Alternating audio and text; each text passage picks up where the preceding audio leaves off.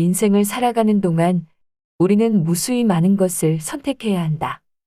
이때 중시해야 할 건 선택 그 자체가 지닌 무게이다.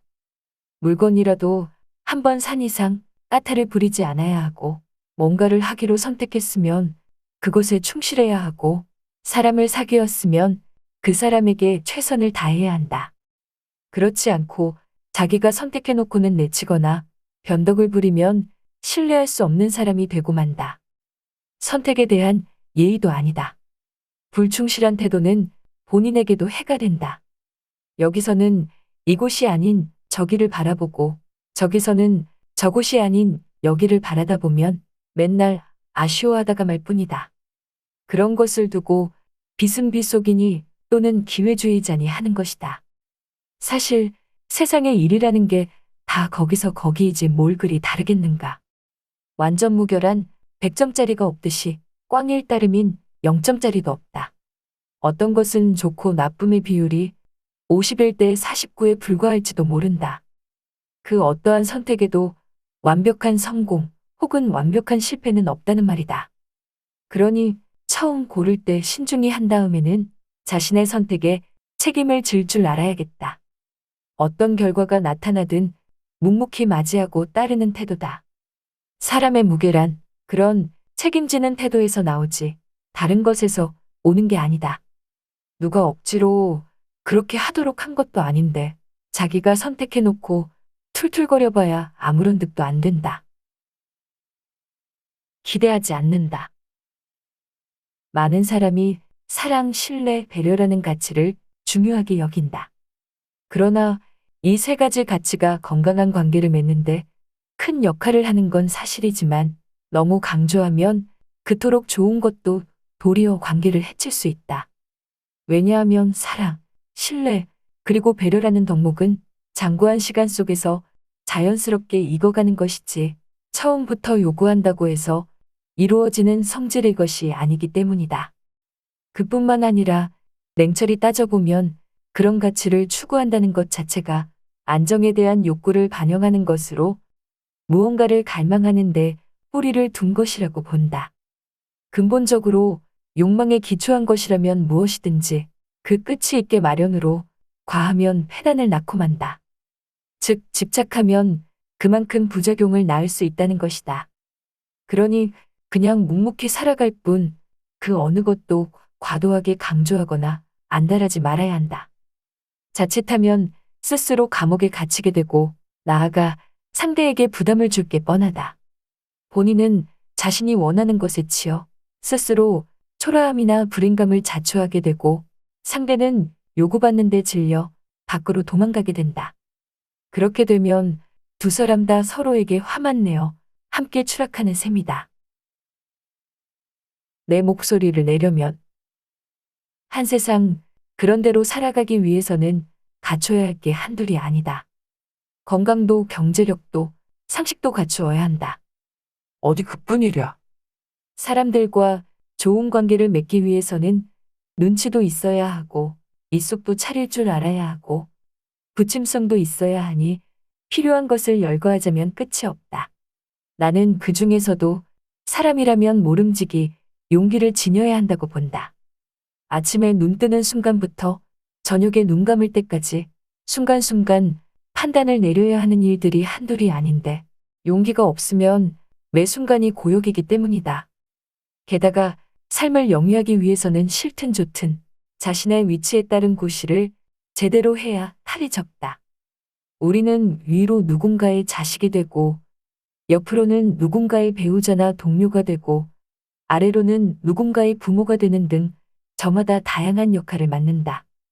여기서 각각의 역할을 제대로 수행하려면 많은 것을 알아야 할 뿐만 아니라 난관을 헤쳐나가야 한다. 이때 거부에 대한 두려움이 적어야, 즉 용기가 있어야 이러한 것들을 제대로 해나갈 수 있다. 만약 용기가 없어 가정이나 사회에서 자신의 목소리를 내지 못한다면 제대로 대접받기 어렵다. 가정에서는 배우자가 속이 터진다고 난리를 치거나 아이들도 부모의 권위에 함부로 도전한다. 직장에서도 상사나 동료가 도외시하기 일수다. 비정하지만 그것이 인간 사회의 모습이다. 그러므로 삶을 잘 살아가는 데 있어 결코 포기할 수 없는 게 용기, 즉 자신의 목소리를 내는 일이지 싶다. 솔직함도 죄가 될 수 있다. 인간관계는 유리잔처럼 조심스럽게 다뤄야 한다. 특히 곤란한 상황일수록 조심스럽게 말하지 않으면 상황은 더더욱 꼬이게 마련이다. 가령 곤란한 부탁을 받았을 때 그 자리에서 싹둑맞게 거절하기보다 상대가 무안하지 않도록 한번 생각해보자라든가 아니면 상의해보고 연락을 주겠다라고 하는 게 바람직하다. 잘 돌려 말하는 건 일종의 예의이기 때문이다. 아쉬운 처지에 놓인 청탁자는 극히 예민한 상태에 있기에 조심스럽게 대하지 않으면 상처를 받게 마련이다. 이런 주장에 대해 반기를 드는 사람들도 있다. 우회적으로 돌려 말하면 상대가 단념하지 않을 것이기에 분명하게 말하는 게 더 낫다고 주장하며 다소 상처가 될지라도 분명하게 말해줘야 쓸데없는 기대를 품지 않는다는 것이다. 각각의 주장에 다 일리가 있다고 보지만 참으로 중요한 것은 그러한 솔직함이 상대에 대한 배려 위에서 이루어져야 한다는 것이다. 딱딱 내뱉는 식으로 하다가 상대의 자존심을 다치게 한다면 그것도 죄다. 정녕 상대를 배려하지 않고 단호하게 말하고 싶다면 이후에 자신에게 떨어지는 타인들의 악의적이거나 부정적인 평가를 그러려니 하고 군소리 없이 받아들여야 한다. 자신의 직선적인 태도가 일으킨 결과이기 때문이다. 덧없는 것들에 대해서 죽기 전에 누군가를 흠뻑 사랑하고 또 누군가로부터 흠뻑 사랑을 받아보고 싶다며 눈시울을 붉히던 사람이 있었다. 그러한 말에 별다른 반응 없이 잠자코 있자 그녀는 선생님도 그러하지 않으세요? 라고 물었다. 자신의 그러한 꿈이 모든 사람이 갖는 바람, 즉 보편적인 꿈이라고 믿어 의심치 않는 것 같았다. 그러한 질문을 받고 나도 그러한 사랑을 꿈꾸고 있는가? 하고 잠시 생각해봤다. 하지만 그렇다는 대답이 선뜻 나오질 않았다. 그런 사랑을 꿈꾸며 몹시 애달파하던 때도 있었지만 그림자처럼 따라붙는 집착이나 서운함을 생각하니 그것을 원한다고 말하기가 주저된 것이었다. 누군가를 아주 좋아하게 되면 그와의 관계가 유지되기를 얼마나 간절히 바라는가. 또 그런 대상이 자기를 흠뻑 사랑해준다면 그 마음이 변치 않기를 얼마나 고대하는가. 만약 조금이라도 이전과 같지 않으면 마음이 서운하고 산란할 게 뻔하다. 그런데 이 세상에는 변하지 않는 건 어디에도 없다. 대상도 변하고 여건도 변하니 어느 하나 안심할 수 없는 게 우리 삶이라는 것이다. 그래서 감정에 휘몰아침이 심한 사랑에 발을 담그고 싶은 마음이 그리 크지 않다. 한번 좋은 맛을 보면 그것을 그리워하거나 아쉬워할 텐데 그게 성가시다.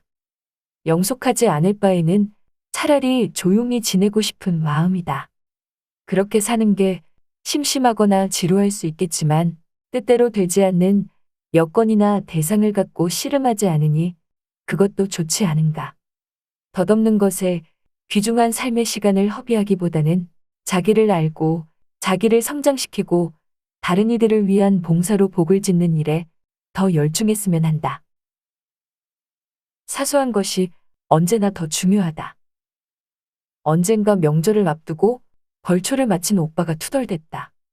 친척 한 명이 도무지 마땅치 않게 일한다는 것이었다. 제대로 일하는 것도 아니고 그렇다고 일을 안 하는 것도 아니고 주로 남의 일을 해주고 살다 보니 그렇게 건성으로 하는 게 몸에 밴 것 같다며 그 친척은 앞으로도 변변치 않게 살아갈 게 뻔하다고 했다. 그러한 말을 들으며 별것 아닌 듯한 행동 하나하나에 그 사람의 무게나 깊이가 다 깃들어 있다라는 생각이 퍼뜩 들어 고개가 절로 끄덕여졌다. 이 세상의 모든 행동에는 털억만큼도 애누리가 없구나 싶어 새삼 묵직한 마음이 드는 것이었다. 이러한 까닭에 당장 눈앞의 이익만 바라보고 경거망동하게 행동하는 사람을 보면 걱정하는 마음이 든다. 미래는 현재 자기가 하는 행위가 결정하는 것이지 결코 남이 만들어주는 게 아닐 텐데. 모든 행위의 결과는 결국 자기 자신에게 떨어진다. 그러므로 작은 흠이라도 묵직하게 여기는 자세가 우리에게는 필요하다. 뜻대로 되지 않는 게 인생이다. 아파트 단지에 도착해 엘리베이터를 기다릴 때였다. 자매로 보이는 소녀들이 후다닥 달려와 내 곁에 섰다. 그들도 나를 쳐다보다가 귓속말로 속닥거리며 깔깔댔다. 곧이어 다 함께 엘리베이터를 탔는데 잠시 후 동생이 용기를 내듯 내게 말했다. 저기 마스크를 거꾸로 썼어요. 그들이 그렇게 웃었던 것은 마스크를 거꾸로 쓰고 있는 내 모습 때문이었던 것 같다. 아, 그래? 알려줘서 고맙다. 이렇게 말하는 사이 그들은 쑥스럽다는 듯 다시 웃었고 곧바로 자기네 집이 있는 층에서 콩콩 뛰어내렸다. 그 나이 때는 모든 게 그렇게 신기하고 재미있는 것인지 별것 아닌 일로 그렇게 웃는 그들이 마냥 싱그러웠다. 나도 그들처럼 그렇게 잘 웃었던 때가 있었지 하는 생각이 들었다. 세월이 유수같다더니 어느새 청소년기를 지나 중년기도 넘기고 이제는 노년기에 들어서 있다. 아직도 어렸을 때의 기억이 엊그제 일처럼 선하기만 한데 지금 생각하면 어이없지만 나는 내가 훗날 커서 행복하게 잘 살 줄만 알았다. 세상이 나를 중심으로 돌아가는 줄로 알았기 때문이다. 나라는 이유로 행복하게 살리라 믿었으니 참 우습다. 그런데 막상 내가 살아가는 세상은 어떠한가? 어느 것 하나 녹록한 게 없다. 어려서는 힘겹게 공부를 해야 했고 진학도 자신의 능력에 맞게 가야 하는 거였고 더구나 인간관계는 혼자 잘한다고 되는 게 아니었다. 수많은 우여곡절을 겪으면서 비로소 세상살이가 뜻한 대로 되는 게 아니라는 것을 알게 됐다. 오히려 뜻대로 되지 않는 게 훨씬 많다는 사실도. 작은 것에도 까르르 웃음을 터뜨리는 그 소녀들의 해맑음, 그들의 웃음소리가 왜 그렇게 귓가에 맴도는 걸까? 그런 때가 내게도 있었다는 그리움 때문인지 아니면 그런 모습도 어느덧 사라질 게 뻔해 안타깝다는 심정 때문인지 명확하지 않다. 다만 한 세상 산다는 게 잠시라는 생각이 들 뿐이다.